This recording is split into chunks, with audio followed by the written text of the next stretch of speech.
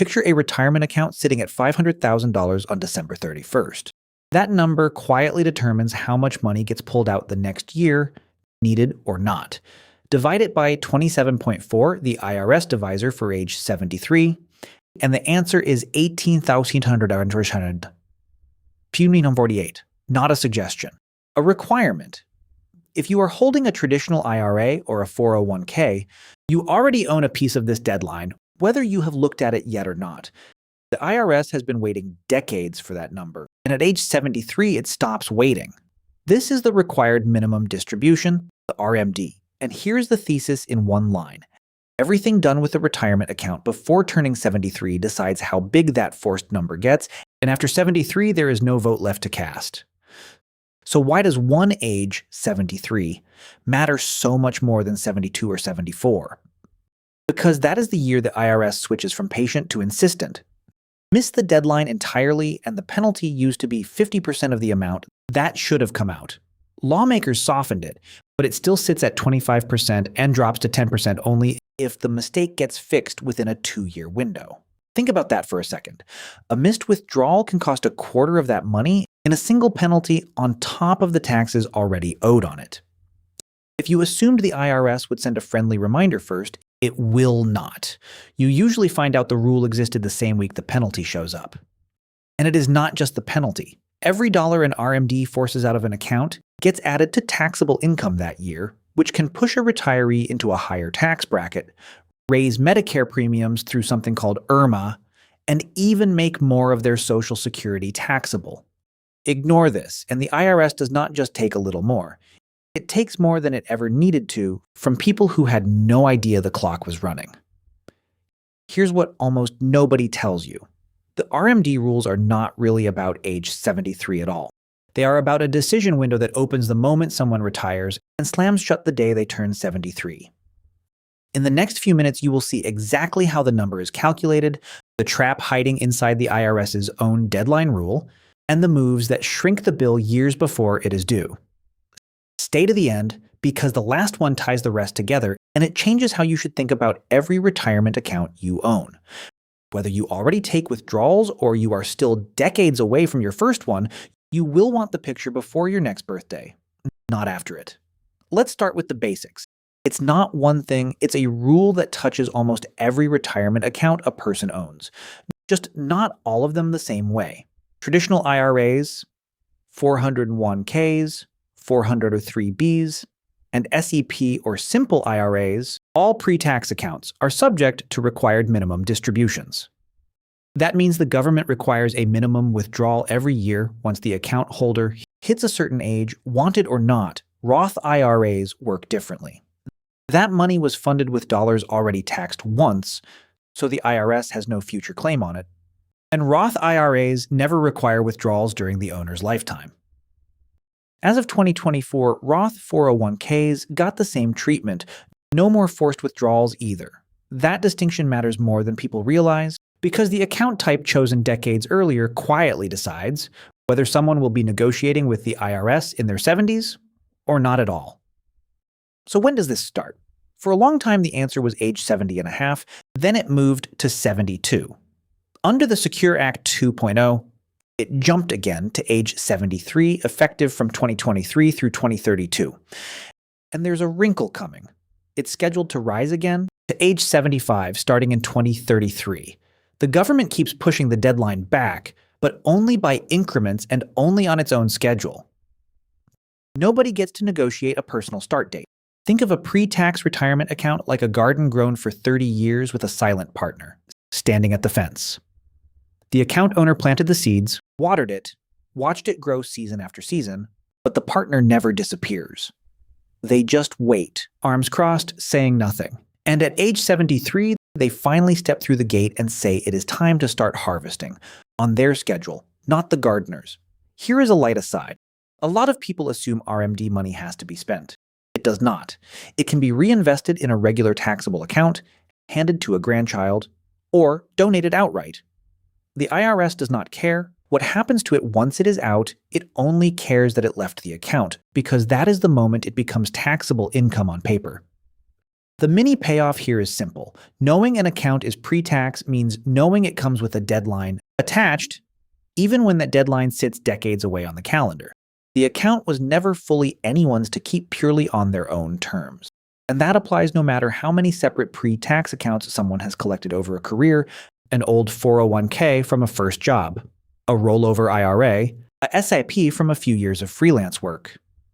Each one sits under the same silent partner, quietly, waiting for the same birthday. But here's the twist that catches people off guard. The rule about when the very first RMD is due is not as simple as the year you turn 73. The IRS grants a grace period. The required beginning date, the deadline for that first RMD, can actually be delayed until April 1st of the year after turning 73. That sounds like a gift. It is not always one. And that is exactly where the real trap in this whole system is hiding. Let's move to what happens when that grace period actually gets used, because the number on the page and the number that shows up on a tax return are about to look very different. Let's be honest, most people have never seen how the RMD number actually gets calculated. It is not a guess, and it is not a flat percentage pulled from thin air. Here is the formula. Take the account balance as of December 31st of the prior year and divide it by a number from the IRS Uniform Lifetime Table called the divisor. At age 73, that divisor is 27.4. Run the math on a real number. A $500,000 balance divided by 27.4 comes out to $18,148. That is the first required withdrawal, the minimum the IRS forces out of that account in that year, not a fee, not a tax bill by itself. Just the withdrawal that starts the tax clock ticking. Here is the part that sneaks up on people. That divisor does not stay at 27.4 forever. It shrinks every single year with age because the table assumes fewer years remain to spread the balance across. A shrinking divisor against a balance that is hopefully still growing means the percentage forced out climbs every year. Someone is alive to see it, roughly 3.65% at 73, higher than that at 80. Higher still at 90. It is not one flat rule. It is a rule that tightens its grip the older the account owner gets. The table itself is not a mystery or a moving target set year to year. It is a published IRS schedule built on average life expectancy. And every account holder in the country gets divided by the same numbers, regardless of their actual health or family history. Now here is the trap hiding inside that grace period from a minute ago. Remember, the very first RMD can be delayed until April 1st of the year after turning 73. Say someone turns 73 in 2026, they could wait until April 1st, 2027 to take that first withdrawal. Sounds smart, right? Delay the tax hit as long as legally possible. Let the calendar buy a few extra months. But here's the catch. The second RMD, the one for 2027, is still due by December 31st, 2027 on its normal schedule. No exceptions for anyone who waited, which means delaying. That first one forces 2 RMDs into the same calendar year. 2 withdrawals. 1 tax return, both counted as income in the same 12 months, whether anyone planned it that way or not. Think about that for a second. Instead of spreading $18,000 and whatever the second year's number turns out to be across 2 separate tax years, both get stacked into one that can shove someone into a higher tax bracket. For that year alone, it can also trigger RMAA, the income-related surcharge that raises Medicare Part B and Part D premiums, sometimes by a meaningful amount based on income reported 2 years earlier. A move that looked like a savvy delay tactic turns into a bracket-jumping, premium-raising pile-up. And it happens purely because of a deadline most people never read closely. It is a bit like putting off 2 separate bills and then discovering they both land the same week the rent is also due. Each one was manageable on its own. Together, stacked into 1 month, they change what bracket the whole picture falls into. The mini payoff. The April 1st grace period is not free money. It is a timing decision. And for most retirees, taking the very first RMD in the same calendar year they turn 73, rather than waiting for that extra window, avoids the stacking problem entirely. If this is the year that applies to you, mark it on a calendar now before you forget it in the noise of everything else turning 73 brings. But knowing the math and the trap, still leaves one question unanswered. What happens if the RMD just does not get taken at all, on time, or late? That is where the real cost shows up, and it is steeper than most people expect going in. Let's talk about what happens when an RMD gets missed, because the penalty here used to be brutal. Before 2023, failing to take the full RMD triggered a 50% excise tax on the shortfall, half of the amount that should have come out. Lawmakers cut that in half. It is now 25% of the shortfall. Still a steep number, but catching the mistake and correcting it within a 2-year correction window drops that penalty again, down to 10%. Here's what that looks like with a real number. Say someone was supposed to withdraw $18,240 and missed it entirely. At 25%, that is a $4,162 penalty on top of the income tax still owed. Once the money finally comes out, catch it and fix it inside that 2-year window, and the penalty shrinks to roughly $825. Still not nothing, but it is the difference between a costly mistake and a genuinely damaging one. So the smarter move is getting ahead of the number long before age 73 forces anyone's hand. There are a few real levers here, and they all work best starting in someone's 60s, while there is still real control over the tax bracket involved, and while the account is still small enough that the moves feel manageable rather than urgent. The first is the Roth conversion. Money comes out of a pre-tax account, ordinary income tax gets paid on it now, and it moves into a Roth IRA. It costs something today. In real dollars, no way around that part. But a Roth has no RMDs, so every dollar converted stops growing inside the IRS's shadow and starts growing tax-free instead. Do this steadily across the 60s, in smaller pieces year after year, and the pre-tax balance that eventually gets divided by that shrinking divisor gets smaller too. Smaller balance, smaller forced withdrawal, smaller tax bill. Once 73 arrives, the second lever is the Qualified Charitable Distribution, or QCD. For anyone charitably inclined, money can move directly from an IRA to a qualified charity, up to $111,000 per person in 2026. That amount counts towards satisfying the RMD, but it is excluded from taxable income entirely. It is not one thing helping here, it is two. The requirement gets met, and no tax ever touches that portion. There is also the option of starting smaller, voluntary withdrawals in the 60s, even before any RMD is technically required. Pulling out a little every year, deliberately, fills up the lower tax brackets on purpose, instead of getting shoved into a higher one all at once at 73. It is bracket smoothing, and it is one of the plainest ways to steer the outcome instead of just reacting to it later. For people worried about outliving their money, there is a narrower tool called a QLAC, a Qualified Longevity Annuity Contract, which allows setting aside up to $210,000 in 2026 from a pre-tax account and excluding that portion from RMD calculations until a later date in exchange for a future stream of guaranteed income. It will not suit everyone, it trades a lump sum for a promise, but for someone worried about running out of money in their 90s, it shrinks the pile the RMD formula gets applied to today. Here is a light aside. None of these strategies are about avoiding tax altogether. Nobody avoids tax on money that was never taxed going in. That bill was always coming eventually. They are about choosing when it gets paid, and often how much of it lands in a single bruising year versus spread thin and manageable across a decade. The micro cliffhanger here is this. Every one of these tools works because someone started before age 73. Wait until the year the RMD actually kicks in, and most of these options either shrink dramatically or disappear altogether. Which raises the honest question, what can actually go wrong even for someone doing all of this, right? Let's be honest, none of this is a free lunch, and the biggest risk hides inside the tool that helps the most. A Roth conversion means paying real tax, today, in cash out of pocket on money nobody has actually spent yet. Convert too much in 1 year, and you can shove yourself into a higher bracket right now, the very thing you were trying to avoid at 73 in the first place. There is a real example worth knowing here.